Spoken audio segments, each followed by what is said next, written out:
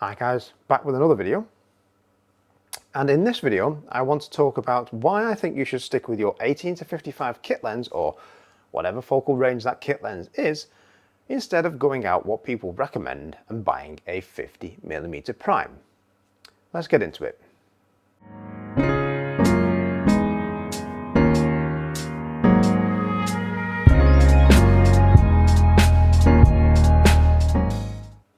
Okay, you see time and time again, Facebook groups and forums, you need to go buy a 50mm and start learning with that. You can learn composition with a 50mm. You can learn composition with any lens. Now yes, the 50mm sounds nice and sexy. It's an f1.8, it's a fast lens, it's a prime lens, that big word and popular word that's thrown around there, and you get bokeh. Right, fine, park that for the moment. Bokeh's overrated, by the way. Yes, it's a good lens, yes, it has a place in the kit, but it is not the best lens to go out and buy and learn with, irrespective of what format you are shooting. You should stick with the kit lens, which is an 18-55 variable aperture, f3.5 on the wide. At 18mm, zoom into 55, it's f5.6, the aperture stops down. Because you can learn what a lens does optically, how the field of view changes. And you can argue the point to your blue in the face that, well, I'll just zoom with my feet. No, you're not zooming with your feet, you're just moving forward, you're moving backwards.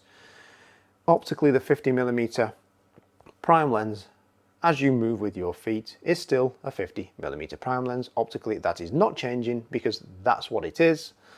However, if you have a zoom lens, like an 18-55, you are pulling to 18mm, going to 30mm, 24mm, 55mm, all those focal ranges in between. And of course, you can move your position as well. You change your perspective.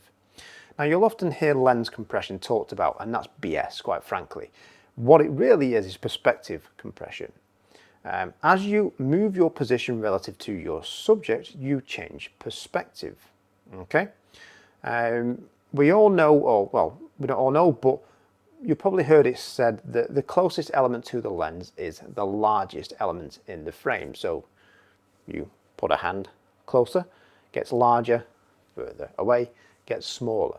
Okay, so as we change distance from a subject, we change perspective. There's distortion elements and things to go into as well, and they'll come in later videos.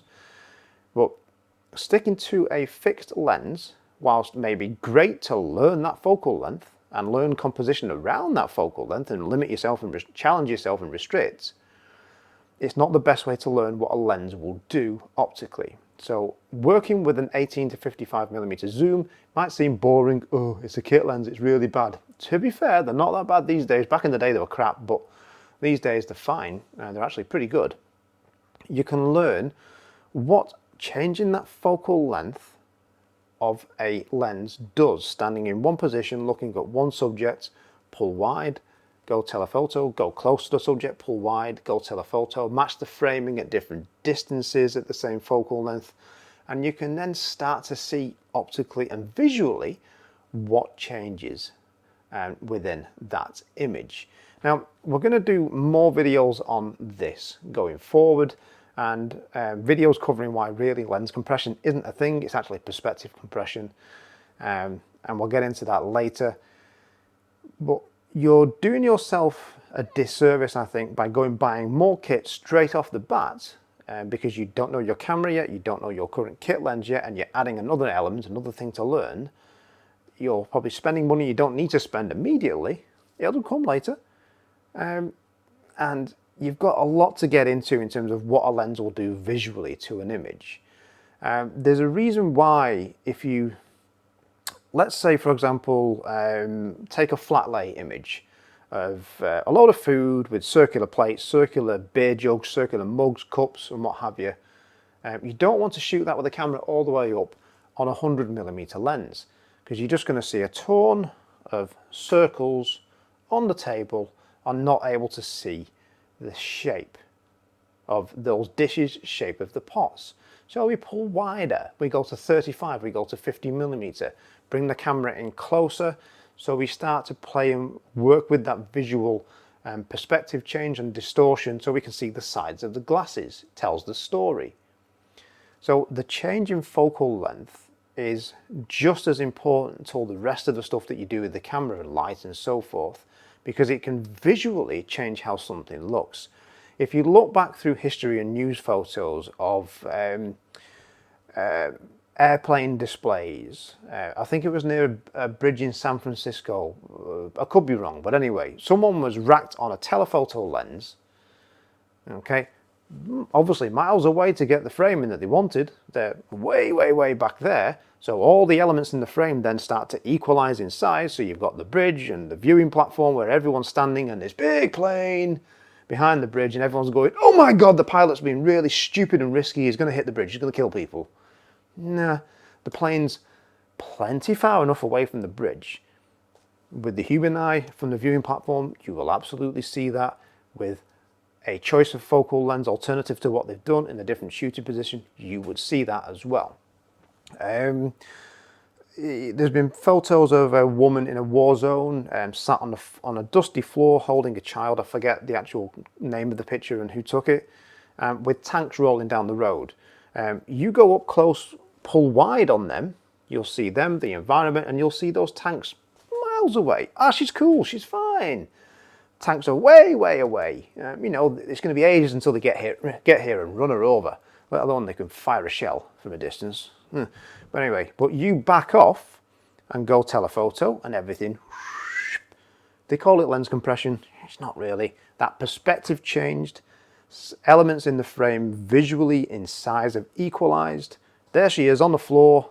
Well, you probably can't see my hand there. There she is on the floor. And all these tanks barreling up behind her. She's going to get run over. The lens focal length change changes how the story is perceived, and people who don't know how optics and lenses work, shock and awe. This has been used by the media for years. So this is why photojournalists have a big responsibility when shooting. You know, because it can change dramatically how something is perceived. And if you do some research, there's a lot of things that will come up about that. So sticking with a kit lens, a 18 to 55 kit lens, even though it's a variable aperture, I kid, it's fine. Not as sexy as a 51.8. Learn with that. Learn what changes within a photo when you pull wide, work close, pull wide, work away. Go telephoto, work close, work in between. Learn what optically happens, what visually happens in that image before you go buying the next damn lens. Okay, rant over. So as you can tell, I disagree with the advice of going buying a 50mm and starting with that. Don't. Run your kit lens, get to know it, learn, enjoy shooting, stay safe, and by the way, go check out the Pixapro website, link in the description, because it's Black Friday and they've got tons of deals. Just stop me buying stuff if you see me shopping, please. Right, catch you in the next video, guys. Stay safe. Don't go buying another lens yet. And